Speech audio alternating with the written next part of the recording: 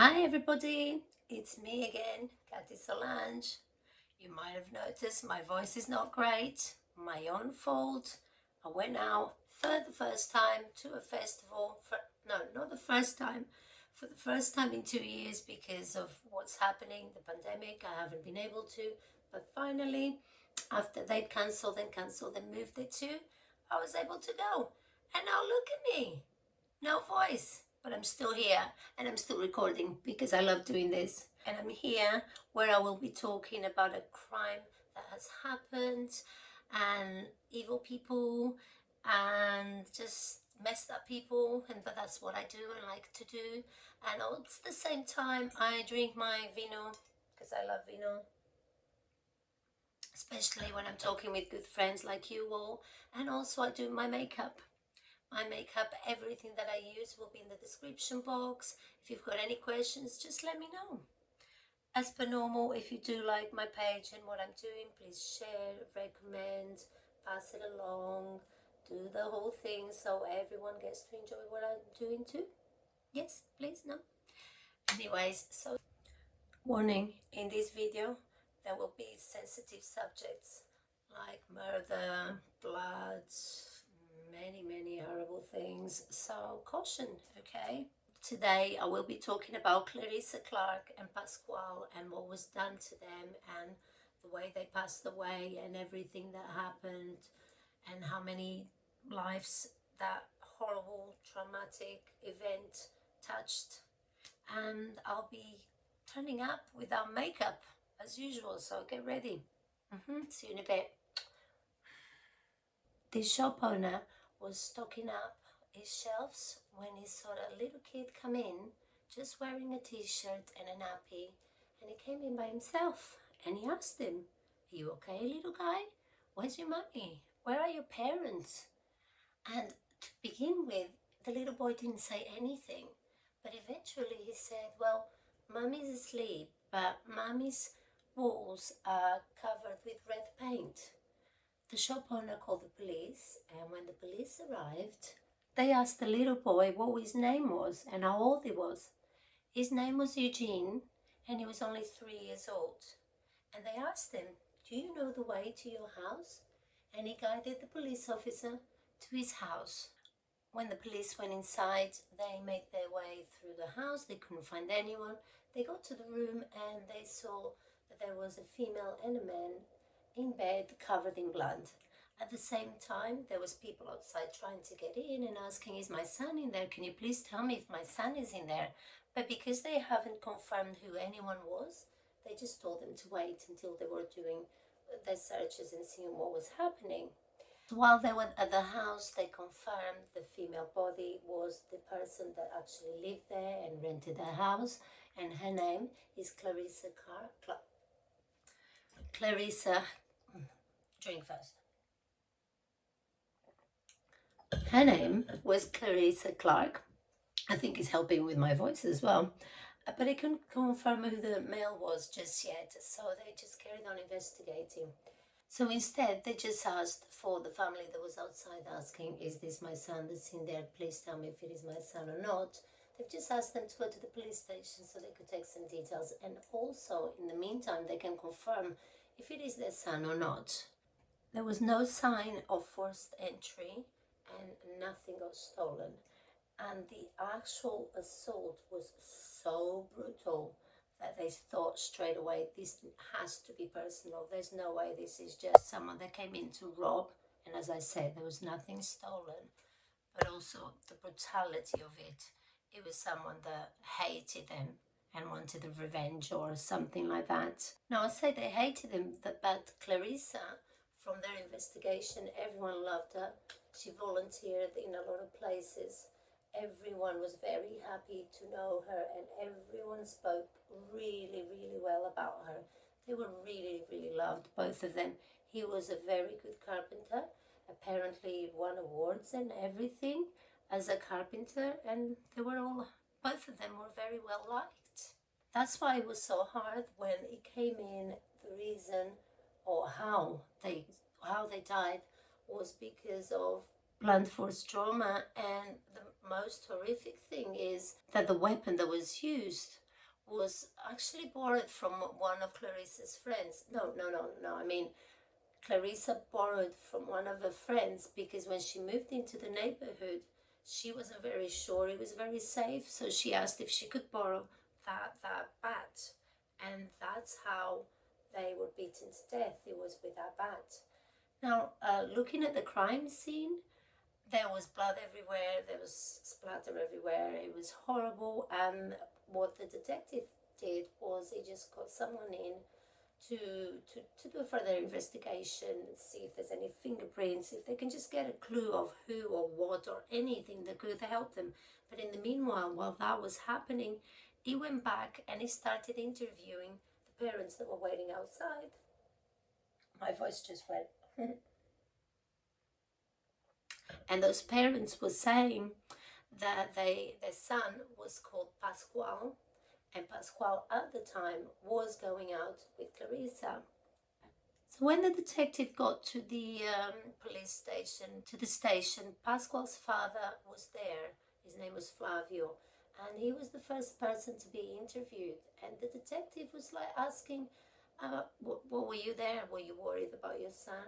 And he said, no, well, we were, because he didn't turn up for work. But it was just pure coincidence that I saw the van there. And the detective was like, what do you mean it's pure coincidence that you saw the van there? Did you not know where Clarissa lived? And the father said, no, I didn't know. It was just a pure coincidence that when we were driving that way, I saw the working van. I didn't really know her. They were high school sweethearts that just started dating. Now, the reason why they just started dating is because Clarissa moved town after she split up from Eugene's dad. The reason why she split up from him was because he was super abusive to her. He beat her up many times, and he did some time as well, as in he got prison as well because of what he did to her. So she moved town. When she moved back to that town, she reconnected with him, and they were high school sweethearts. But it was so recent that none of their parents met them, but they knew they were going out together, that they were seeing each other. Okay, where was I? So then the parents went home, and the inspector thought, okay, I need to see everyone involved, and I need to rule out the father. Like, let's go and see. He told them the drive that they took every day for work, and he decided to go and have a look at that route to see if he could actually see the van from where it was. And the detective drove past there back and forwards 6 times, and for the father and for the detective to be able to spot their work van or his son's work van, he would have to actually bend backwards and look properly to spot it. So it wasn't in sight view. So that was very strange for the detective. So he decided to go back to the parents' house. And the father came out first, and he said, look, we've got some questions for you. We need to take some blood, fingerprints. Fine. They were fine with it. And then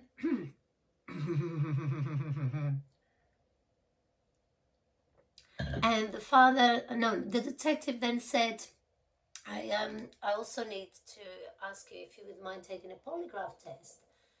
He's like, polygraph test? Why are you asking me these things? Why are you not going to look for my son's killer? What are you doing? Why are you wasting your time?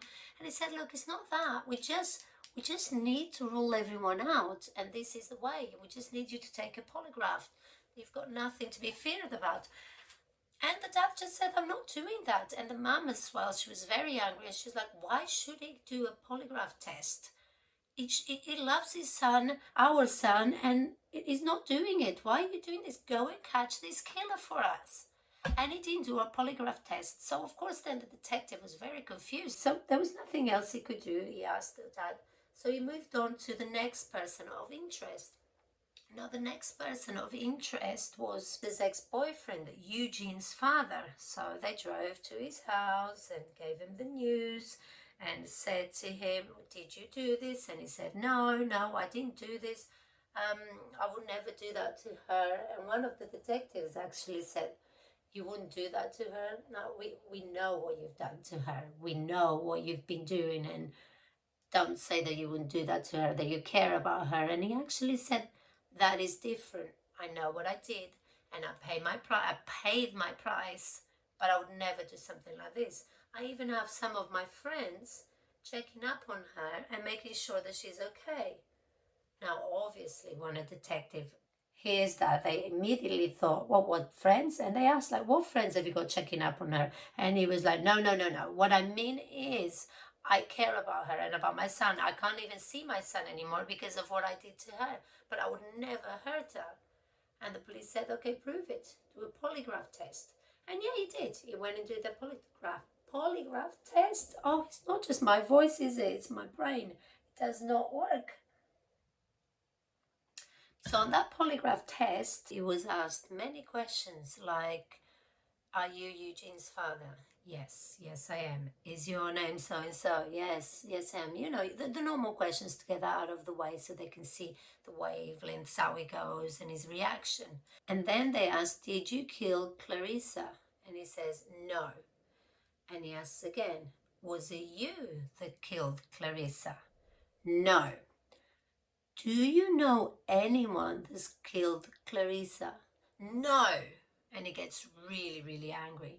And the detective asks the man that was doing the polygraph test and said, what do you think? What do you think is happening here? Is he guilty or not?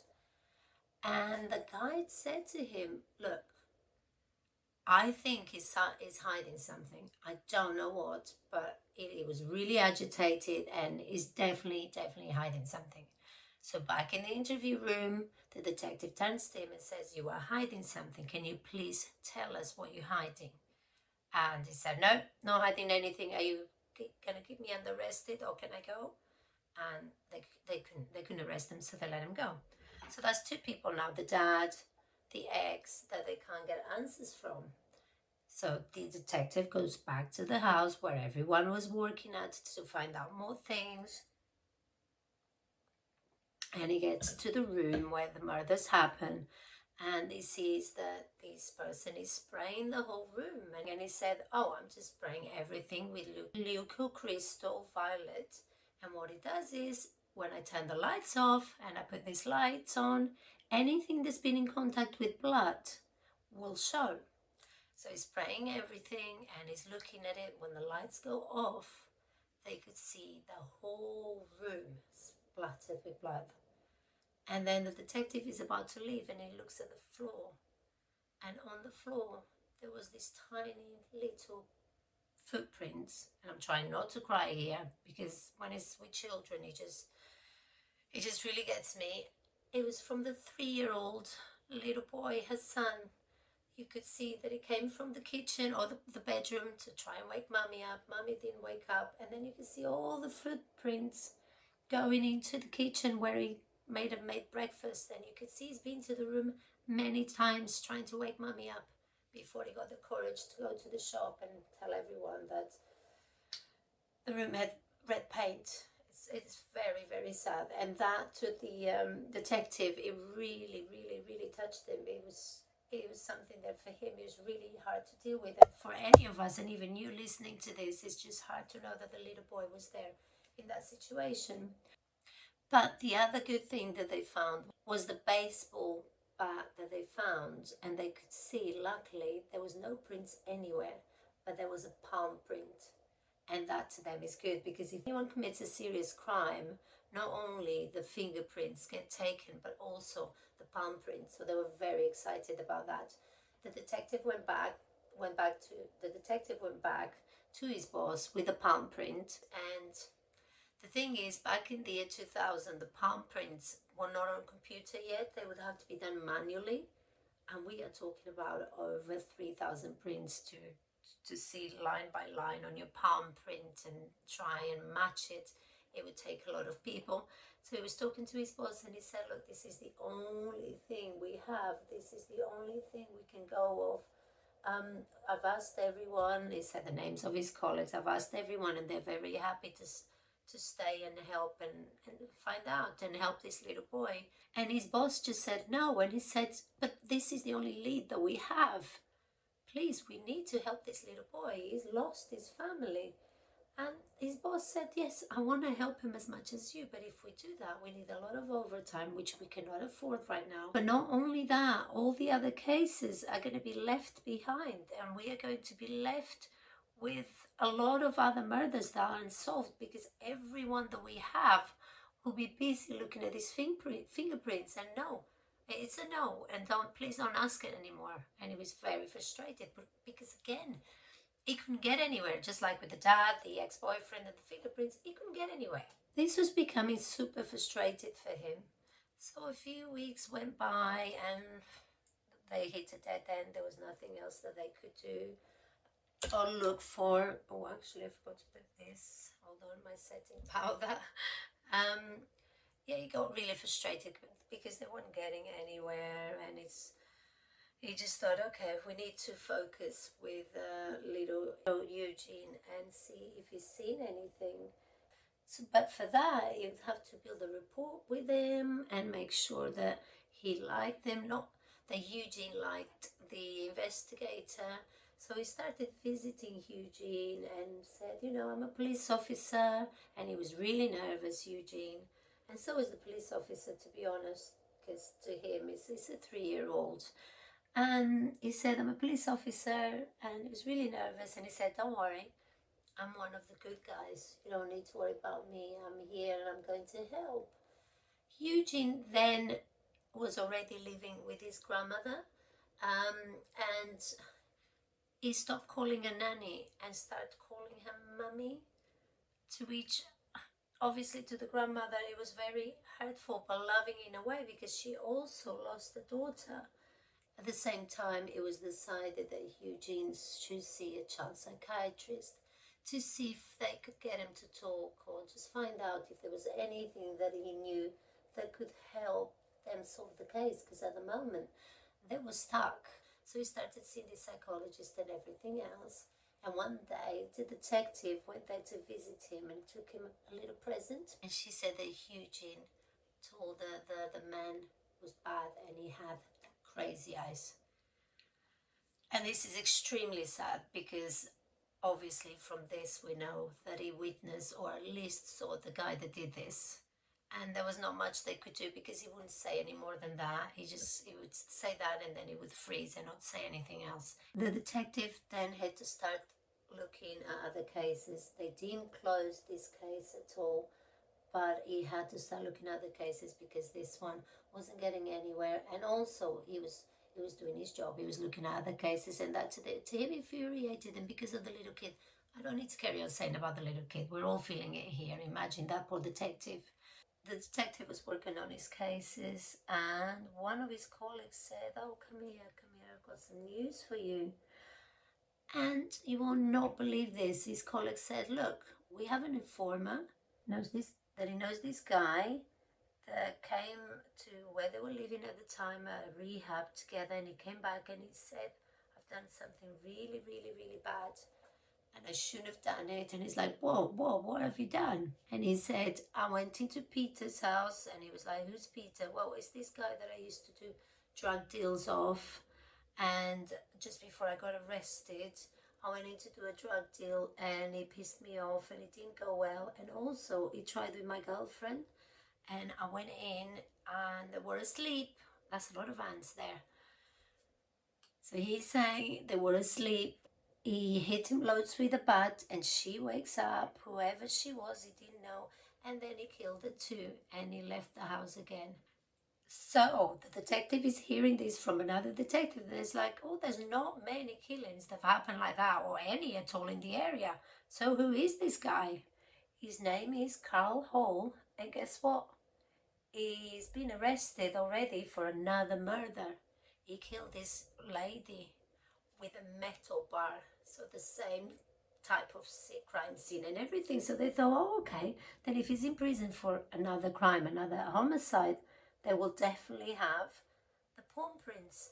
So they went back to their records on that police station, where they took the palm prints to find out if the palm print was a match. Just remember, they had to do that manually, not just go on the computer and look for it. And they looked at the palm prints, and guess what?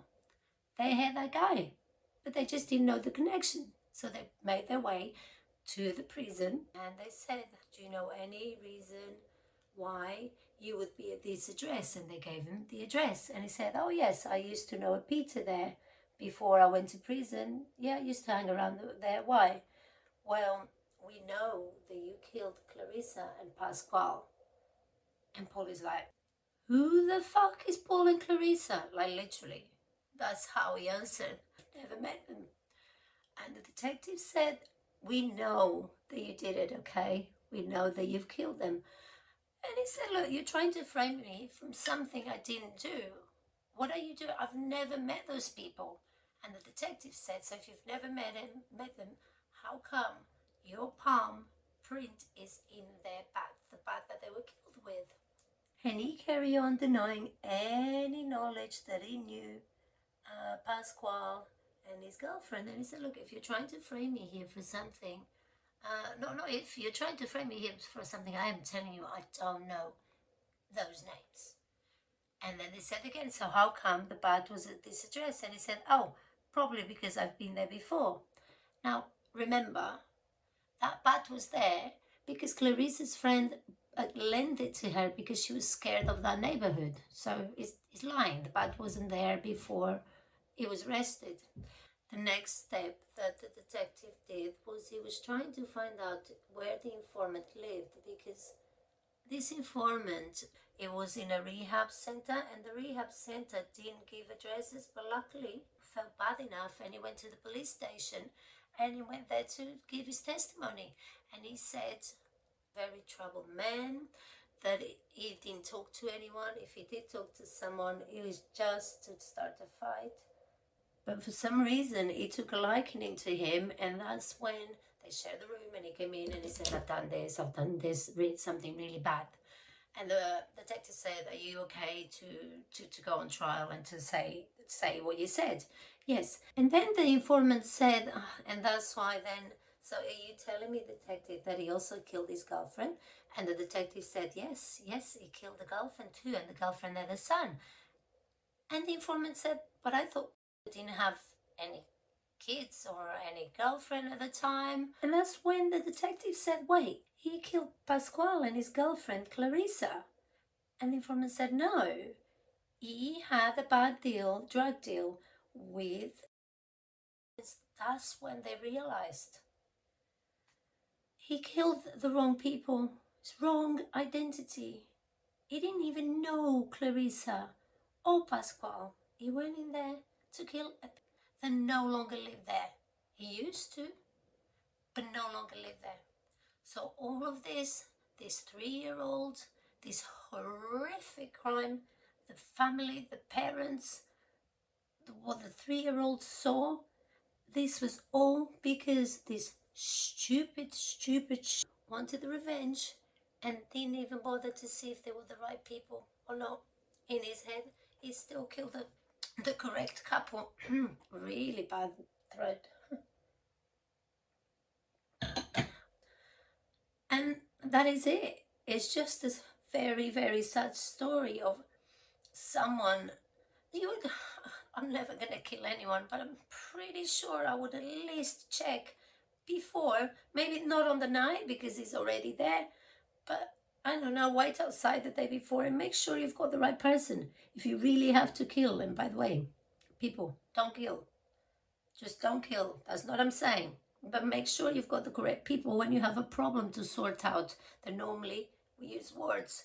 Even with my throat and voice like this, still using words. Unfortunately, that's how my story ends. The little boy, now not so little, is doing great. He doesn't have any recollection of what happened. So glad for that. And yeah, the other guy's in prison forever. It won't be coming out. Not just for that, the 2 murders, but also the other one. And yeah, that's it. That's how I finish this sad, stupid, real crime event. So thank you everyone for joining me. As usual, thank you so much for listening to me. And just have a good day, have a good life, enjoy your day. Don't do anything stupid like this. No, obviously not like this, but wrong identity of something. And I shouldn't laugh because it's very sad. it does involve a child. But guys, I'm here to talk to you in a couple of weeks again, and hopefully my voice will be better. Thank you again for listening to me. Have a good day. Ciao, ciao.